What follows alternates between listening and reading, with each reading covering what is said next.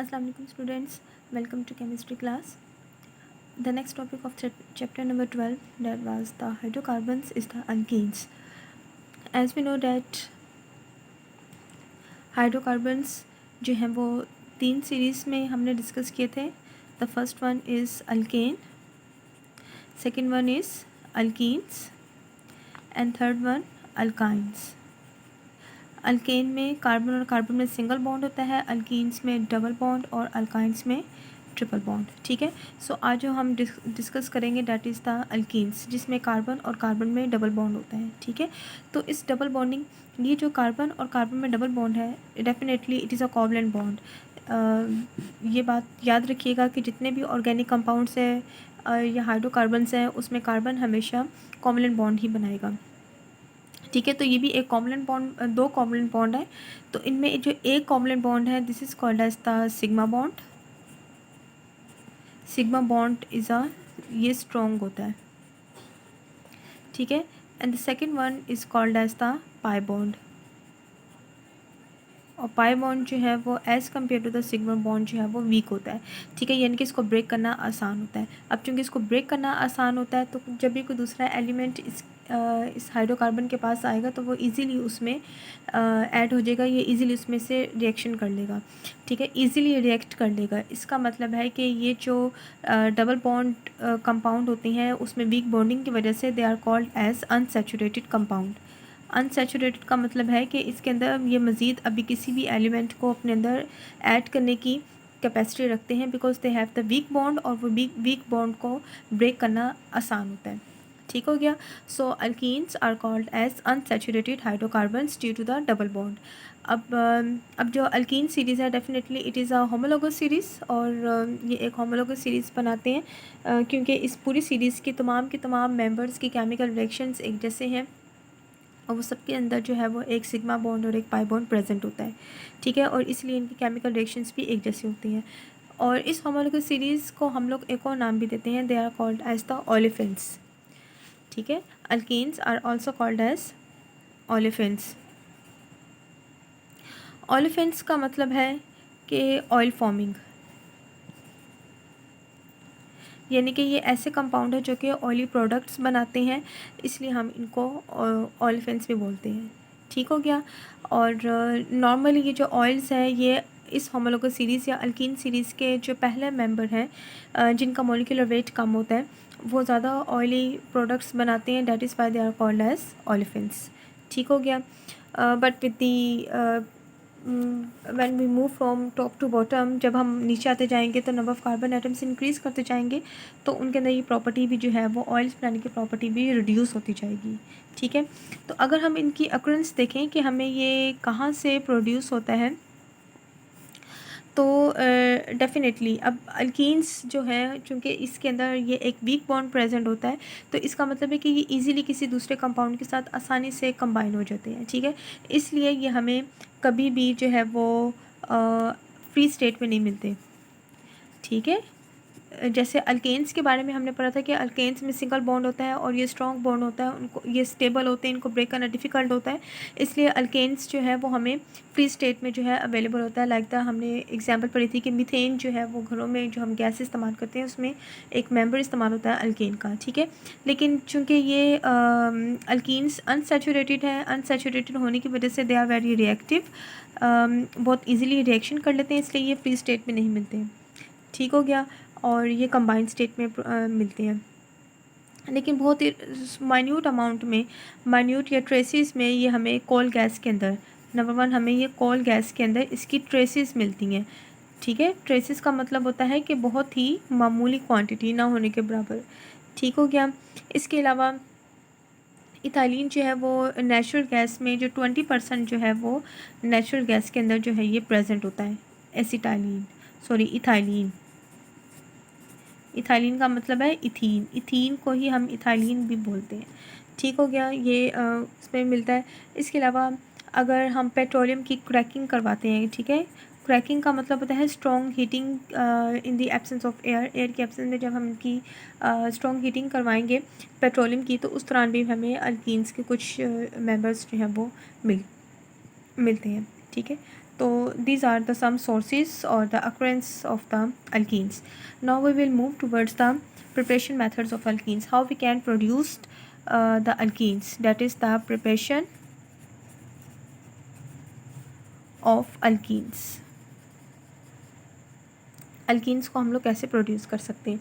अब वही बात, चूँकि अल्कीन अनसैचुरेटेड हाइड्रोकार्बन्स है, तो इसका मतलब है कि आप कोई भी ऑर्गेनिक कंपाउंड जिसके अंदर कोई भी जो है वो वीकली बॉन्डेड एटम प्रेजेंट हो, वीकली बॉन्डेड एटम जो है वो हाइड्रोक्सिल ग्रुप भी हो सकता है, उसके अंदर हैलोजेंस भी हो सकते हैं, या उसके अंदर हाइड्रोक्सिल ग्रुप प्रेजेंट हो सकते हैं, या उसके अंदर हाइड्रोजन प्रेजेंट हो सकते हैं। ठीक है, तो ऑर्गेनिक कंपाउंड मीन्स कि कार्बन के साथ अगर कोई भी इनमें से कोई भी एक एटम अटैच होगा तो इनको हम लोग इजीली रिमूव करके हम वहाँ उस कंपाउंड को या उस ऑर्गेनिक कंपाउंड को इजीली जो है वो अल्कीन्स में कन्वर्ट कर सकते हैं।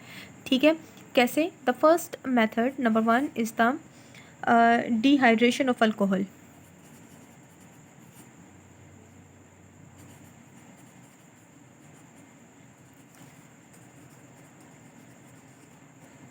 ठीक है, डिहाइड्रेशन, डी का मतलब होता है रिमूव होना, एंड हाइड्रेशन का मतलब वाटर, यानी कि हम लोग वाटर को रिमूव कर रहे हैं। किस में से? Of alcohols. अल्कोहल्स का मतलब है कि ये ऐसे कंपाउंड्स हैं जिसके अंदर OH प्रेजेंट होंगे। ठीक है, तो वो तमाम ऑर्गेनिक कंपाउंड जिसमें हम OH प्रेजेंट होता है उसमें से अगर आप वाटर को रिमूव कर देंगे तो उससे हम लोग अल्कीन्स को प्रोड्यूस कर सकते हैं। ठीक है, for example we have the ethyl alcohol. ये चूँकि इथेन है, इथेन के साथ OH लगा हुआ है, this is called as the ethyl alcohol. ये नेम आप इसको याद रखा करें ताकि आपको इसको लर्न करने में आसानी हो। इथाइल अल्कोहल, चूँकि अब हमने इसमें से वाटर को रिमूव करवाना है, तो वाटर को रिमूव करवाने के लिए जो सबसे बेस्ट केमिकल यूज़ होता है that is the sulphuric acid. Sulphuric acid is a hydroscopic agent. ठीक है, ये किसी भी सब्सटेंस में से जो है वो मॉइस्चर को या वाटर को रिमूव करने के लिए इस्तेमाल होता है। जो यूरिया खाद बनाई जाती है, फर्टिलाइज़र है, वो उसको भी प्रोटेक्शन बनने के बाद जब उसमें से मॉइस्चर को रिमूव करना होता है तो हम उसके अंदर सल्फ्यूरिक एसिड जो है वो पास आउट करवाते हैं। ठीक है, तो सल्फ्यूरिक एसिड जो है वो मॉइस्चर या वाटर को रिमूव करने के लिए इस्तेमाल होता है। So we will use the sulphuric acid H2SO4। ठीक है, और ये तमाम रिएक्शन होता है टेम्परेचर पर, that is 180 degree Celsius temperature. ठीक है, अब क्या होगा? अब एसिड्स की हमने डेफिनेशन पढ़ी हुई है कि acids are the substance that can donate the hydrogen ion. ठीक है, जो अपने में से हाइड्रोजन आयन को प्रोड्यूस कर सकते हैं, इसमें से हाइड्रोजन आयन निकल जाएगा। ठीक है, तो ये जो हाइड्रोजन आयन है ये इस कंपाउंड में मौजूद OH आयन के साथ मिलकर क्या बना देंगे? वाटर प्रोड्यूस कर देगा। ठीक है, बाकी जो चीज़ें हैं, अब OH की जगह ये जो बाकी का सल्फ़ेट हाइड्रोजन सल्फ़ेट रह जाता है वो इसके साथ अटैच हो जाएगा। हाइड्रोजन सल्फ़ेट का मतलब है कि यहाँ पे देखें H2 था, H2 में से एक H निकल जाएगा, बाकी 1H रह जाएगा, तो आपके पास ये कंपाउंड क्या बचेगा? CH3 CH2, और इसमें OH निकल जाएगा और उसकी जगह कौन आ जाएगा?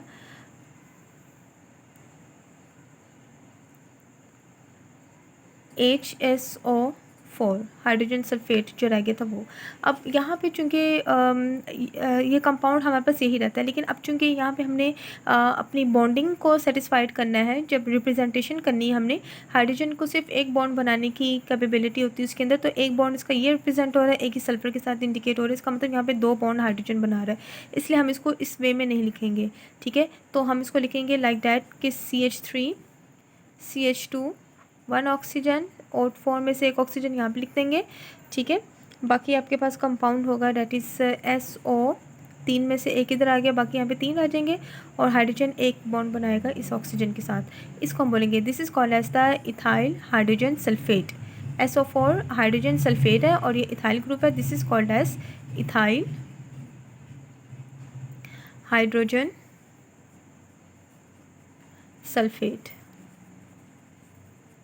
Is it clear? ठीक है, अब नेक्स्ट स्टेप में क्या होता है, चूँकि ये जो ये सल्फ्यूरिक एसिड है इसको हमने यूज़ किया है to remove the moisture, water को रिमूव करने के लिए, तो इसका मतलब है कि ये वाटर को रिमूव करने के बाद उसको सेपरेट हो जाएगा, तो इसका मतलब मुझे इस कंपाउंड में से इस H2SO4 को सेपरेट करना है। Then what will happen? CH3 ethyl hydrogen sulphate जो है उसको हम दोबारा से हीटअप करेंगे। हीटअप करने से क्या होगा कि अब चूँकि मुझे सल्फ्यूरिक एसिड दोबारा से प्रोड्यूस करना है ना, ये तो हाइड्रोजन सल्फेट है, तो सल्फ्यूरिक एसिड H2SO4 चाहिए, 2 हाइड्रोजन चाहिए, 1 हाइड्रोजन है, तो ये 1 हाइड्रोजन जो है यहाँ से ये CH3 में से 1 हाइड्रोजन यहाँ से निकलेगा और वो उसके साथ अटैच हो जाएगा और आपके पास सल्फ्यूरिक एसिड H2SO4 दोबारा से बन जाएगा। ठीक है, बाकी आपके पास क्या रह जाएगा, यहाँ पे CH2 और दूसरी तरफ ये भी CH2। अब यहाँ पे देखें जो जिसका ये वाला बॉन्ड जिसने इसके साथ बनाया है, यहाँ पे इसका इलेक्ट्रॉन फ्री हो गया और यहाँ से जो हाइड्रोजन निकला है वहाँ से इस कार्बन का इलेक्ट्रॉन फ्री हो गया। ये दोनों कार्बन के जो इलेक्ट्रॉन फ्री हुए हैं वो दोनों आपस में मिलके एक सेकंड कॉवलेंट बॉन्ड बना लेंगे। ठीक है, this is called as the ethene. ठीक है, अब सल्फ्यूरिक एसिड इसका मतलब है कि ये एज अ कैटलिस्ट इस्तेमाल हो रहा है। ये केमिकल रिएक्शन में हिस्सा नहीं लेगा बल्कि ये उस केमिकल रिएक्शन को परफॉर्म करने में हमारी जो है वो हेल्प करेगा। ठीक है, तो इसलिए सल्फ्यूरिक एसिड जो हमने शुरू में डाला था वो हमें लास्ट में भी प्रोड्यूस होना चाहिए। ठीक है, this is the first method to produce the ethene, that is the dehydration of alcohol. The second method to produce the alkenes is the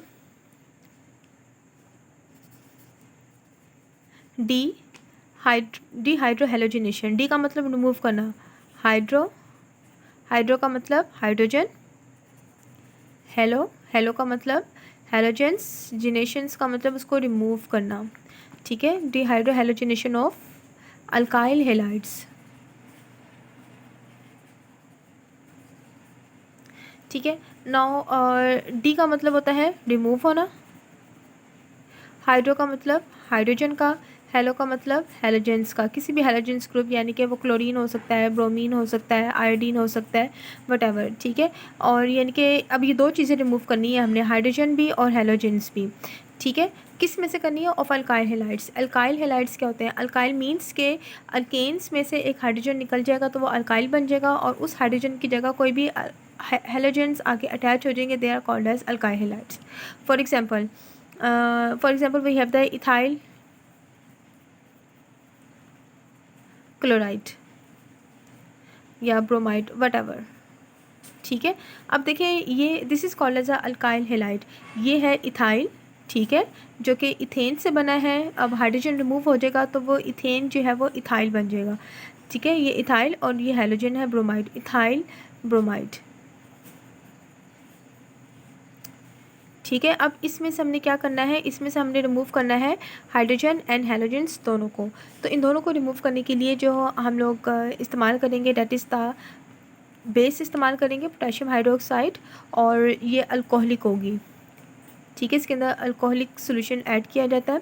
तो KOH अल्कोहलिक सोल्यूशन इसका बनाएंगे हम लोग, इसको हम लोग इस रिएक्शन के अंदर इसमें इस सब्सटेंस के अंदर मैच करवाएंगे। ठीक है, अब इसमें से एडजेसेंट कार्बन में से एक कार्बन में से हेलोजन निकल जाएगा, दूसरे कार्बन में से हाइड्रोजन निकल जाएगी। ठीक है, तो इस कार्बन में से ये वाला हेलोजन निकल गया और इस कार्बन में से ये हाइड्रोजन निकल गई।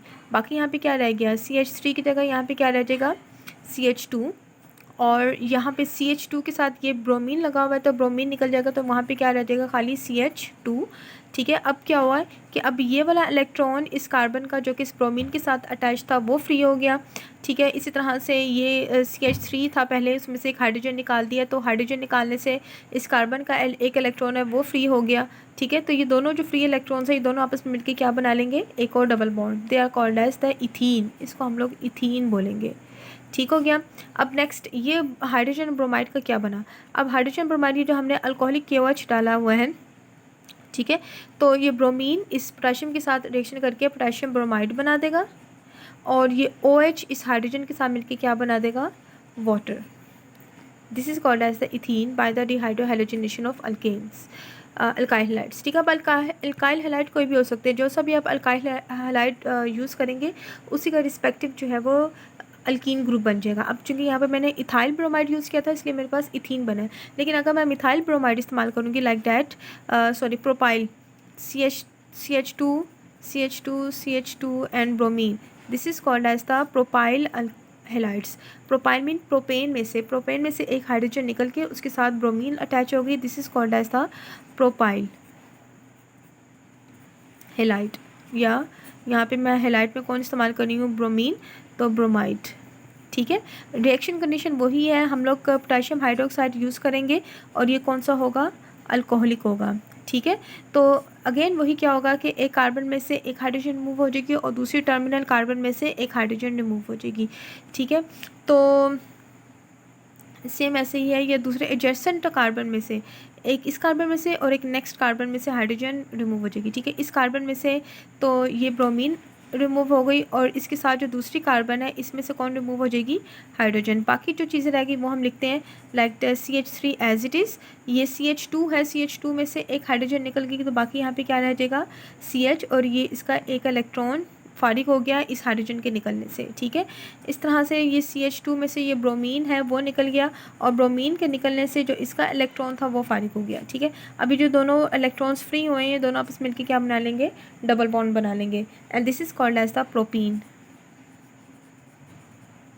ठीक है। अब क्या होगा कि ये जो ब्रोमीन निकली है इस पोटाशियम के साथ मिलकर क्या बना देगा, पोटाशियम ब्रोमाइड, एंड OH के साथ मिलके ये हाइड्रोजन मिलके क्या बना देगा, water.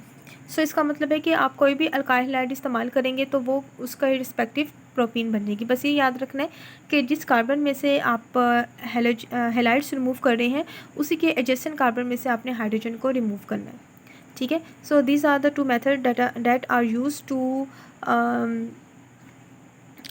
For the preparation of the alkenes, ठीक है। Okay, thank you.